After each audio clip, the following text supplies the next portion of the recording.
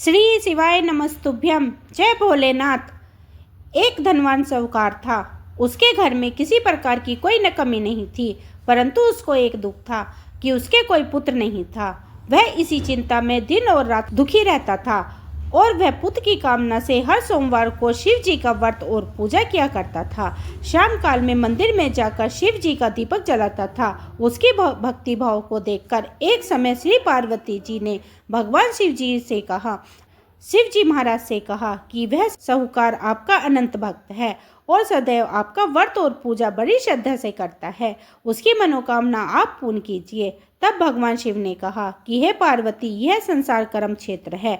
जैसे किसान खेत में जैसे बीज बोता है वैसे ही फल काटता है, उसी तरह इस संसार में जैसे कर्म करते हैं वैसे ही फल मिलता है। तब माता पार्वती ने अत्यंत आग्रह से कहा कि महाराज, जब यह आपका भक्त है और इसे किसी प्रकार का दुख है तो उसका अवश्य दूर करना चाहिए, क्योंकि आप सदैव अपने भक्तों पर दयालु हैं और उनके दुखों को दूर करते हैं। यदि आप ऐसा नहीं करोगे तो मनुष्य आपकी सेवा व्यर्थ क्यों करेंगे। माता पार्वती जी के आग्रह को देखकर भगवान भोलेनाथ कहने लगे कि हे पार्वती, इसके कोई पुत्र नहीं है, इसी चिंता में यह दुखी रहता है। इसके भाग्य में पुत्र न होने पर भी इसके पुत्र की प्राप्ति का मैं वर देता हूँ, परंतु वह पुत्र केवल 12 वर्ष तक जीवित रहेगा। इसके पश्चात वह मृत्यु को प्राप्त हो जाएगा। इससे अधिक मैं और कुछ इसके लिए नहीं कर सकता हूँ। यह सब बातें वह साहूकार सुन रहा था, जिससे उसको ना तो कुछ प्रसन्नता हुई और ना ही उसे कुछ कष्ट हुआ। वह पहले जैसे ही भगवान शिव का व्रत और पूजन करता रहा। कुछ समय व्यतीत हो जाने पर साहूकार की स्त्री गर्भवती हुई और उसे 10वें महीने में गर्भ से एक सुंदर पुत्र की प्राप्ति हुई। साहूकार के घर में बहुत खुशियां मनाई गई, परंतु साहूकार ने उसको केवल 12 वर्ष की आयु जानकर कोई अधिक प्रसन्नता प्रकट नहीं की और न ही किसी प्रकार का भेद बताया। जब वह 11 वर्ष का हो गया तब उस बालक की माता ने उसके पिता से विवाह आदि के लिए कहा, परंतु साहूकार कहने लगा, मैं अभी इसका विवाह नहीं करूंगा और पढ़ाने के लिए इसे भेजूंगा। फिर साहूकार ने अपने साले अर्थात उस बालक के मामा को बुलाकर उसको बहुत सा धन देकर कहा, तुम इस बालक को काशी पढ़ाने के लिए ले जाओ और रास्ते में जिस स्थान पर भी जाओ वहाँ यज्ञ करना और ब्राह्मणों को भोजन करवाते हुए जाना। वे दोनों मामा और भांजे जहाँ यज्ञ करते और ब्राह्मणों को भोजन कराते जा रहे थे, ते में एक बड़ा शहर पड़ा। उस शहर के राजा के कन्या का विवाह हो रहा था और दूसरे राजा का लड़का जो विवाह करने के लिए बारात लेकर आया था वह एक आंख से काना था। उसके पिता को इस बात की बड़ी चिंता थी कि कहीं वर को देखकर कन्या के माता पिता विवाह में किसी प्रकार की अड़चन पैदा न कर दे।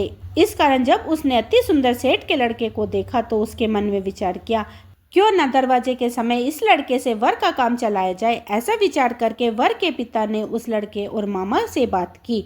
वे दोनों राजी हो गए। फिर उस लड़के को वर के कपड़े पहनाकर और घोड़ी पर चढ़ाकर दरवाजे पर ले जाया गया और बड़ी सुंदरता से सब कार्य संपन्न हो गया। वर के पिता ने सोचा, यदि विवाह कार्य भी इसी लड़के से करा दिया जाए तो इसमें बुराई ही क्या है। ऐसा विचार करके लड़का और उसके मामा से कहा, यदि आप फेरे और कन्यादान का काम भी करा दो तो आपकी बड़ी कृपा होगी और हम इसके बदले तुम्हें बहुत सा धन देंगे। उनकी यह बात स्वीकार कर ली और विवाह कार्य भी बहुत अच्छी तरह से संपन्न हो गया। परंतु जिस समय लड़का जाने लगा उसने राजकुमारी की चुन्नी के पल्ले पर लिख दिया कि तेरा विवाह मेरे साथ हुआ है, परंतु जिस राजकुमार के साथ तुमको भेजेंगे वह एक आंख से काना है। मैं तो काशी जी पढ़ने जा रहा हूँ। और राजकुमारी ने जब अपनी चुन्नी पर ऐसा लिखा हुआ देखा तो उसने राजकुमार के साथ जाने से मना कर दिया और कहा कि यह मेरा पति नहीं है, मेरा विवाह इसके साथ नहीं हुआ है, वह तो काशी जी पढ़ने गया है। राजकुमारी के माता पिता ने अपनी कन्या को विदा नहीं किया और बारात वापस चली गई। उधर वह सेठ का लड़का और उसका मामा काशी पहुंच गए। वहां जाकर उसने यज्ञ करना और लड़के को पढ़ाना शुरू कर दिया। जब लड़के की आयु 12 वर्ष हो गई तब एक दिन उन्होंने यज्ञ रच रखा था कि लड़के ने अपने मामा से कहा कि आज मेरी तबीयत ठीक नहीं है। मामा ने कहा, अंदर जाकर सो जाओ। जब लड़का अंदर जाकर सो गया और थोड़ी ही देर में उसके प्राण निकल गए। जब उसके मामा ने आकर देखा कि वह तो मुर्दा पड़ा है तो उसे बहुत दुख हुआ और उन्होंने सोचा कि मैं अभी रोना पीटना मचा दूंगा तो यज्ञ का कार्य अधूरा रह जाएगा। अतः उसने जल्दी से यज्ञ का कार्य समाप्त करा के ब्राह्मणों के जाने के बाद रोना पीटना आरंभ कर दिया। संयोगवश उसी समय शिव जी और पार्वती जी उधर से जा रहे थे। पार्वती जी कहने लगी, महादेव कोई दुखिया रो रहा है, उसके कष्टों को आप दूर करो। तब भगवान शिव बोले, इसकी आयु इतनी ही थी, सो यह भोग चुका है। माता पार्वती ने कहा कि महाराज कृपा करके इस बालक को और आयु दे दो, नहीं तो इसके माता पिता तड़प तड़प कर मर जाएंगे। पार्वती जी के इस प्रकार बार बार अनुग्रह करने पर भगवान शिव जी ने उसे जीवन दान दे दिया और शिव जी की कृपा से लड़का जीवित हो गया। शिव जी और पार्वती जी कैलाश पर्वत पर चले गए। तब इस प्रकार यज्ञ करते हुए लड़का और उसके मामा अपने घर की ओर चल पड़े। रास्ते में उसी शहर में गए जहाँ उसका विवाह हुआ था और वहाँ पर आकर यज्ञ किया तो लड़के के ससुर ने उन्हें पहचान लिया और अपने घर महल में जाकर बड़ी खातिरदारी के साथ दास दासियों के सहित आदरपूर्वक लड़की और जमाई को विदा किया। जब वह अपने शहर के निकट आया तो मामा ने कहा, मैं पहले तुम्हारे घर जाकर सबको खबर देता हूँ।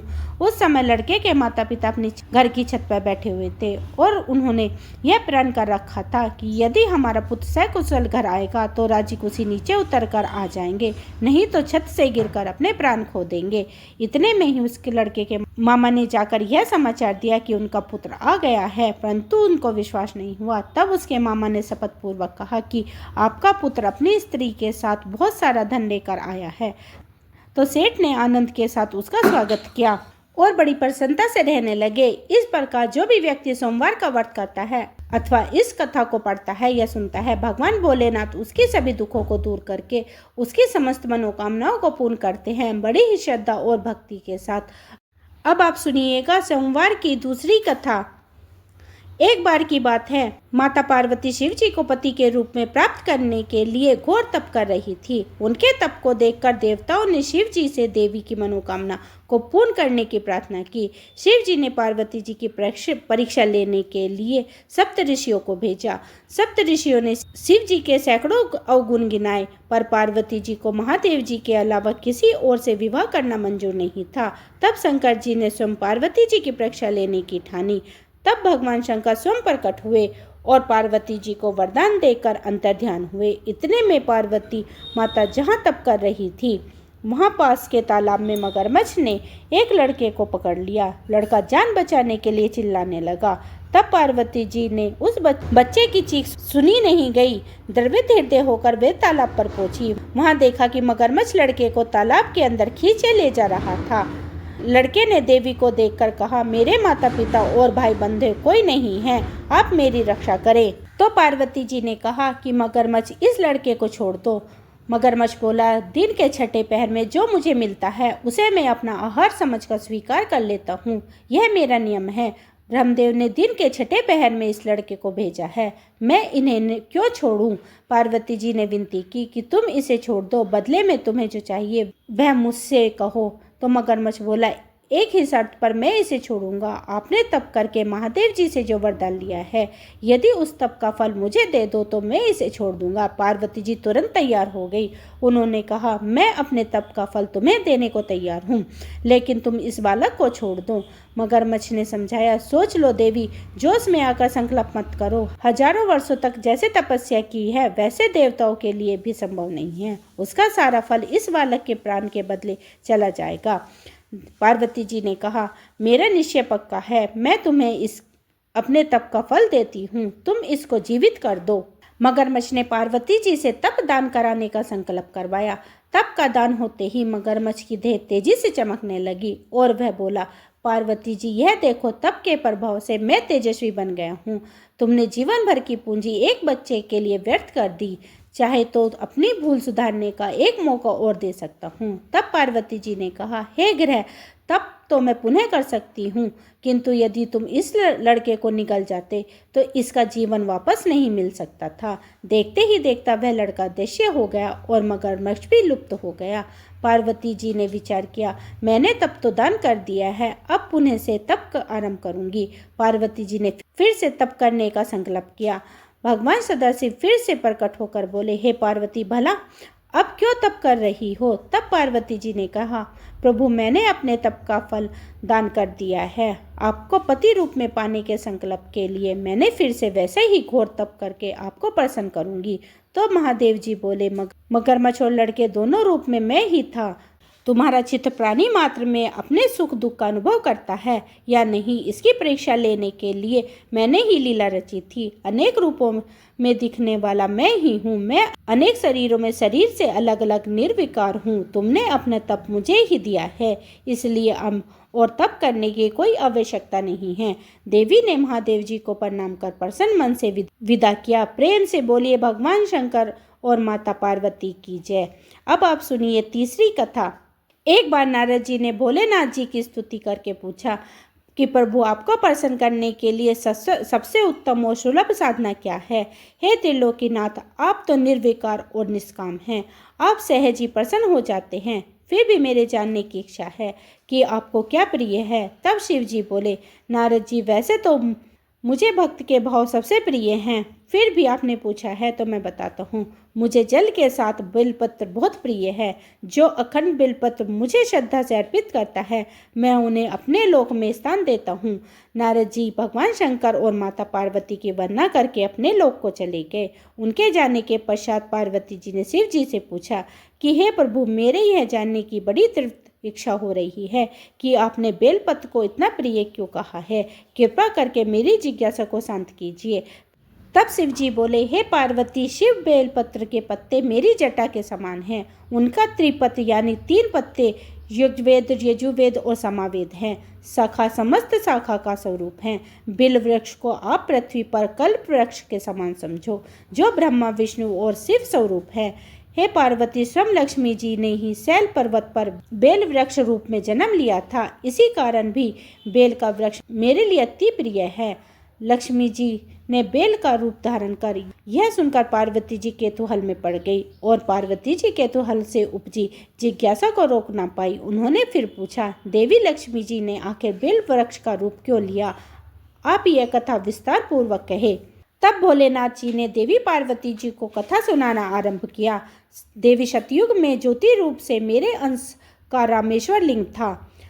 ब्रह्मा आदि देवताओं ने उसे विधि पूर्वक पूजन अर्चन किया था। इसका परिणाम यह हुआ कि मेरे अनुग्रह से वाणी देवी सबकी प्रिय हो गई।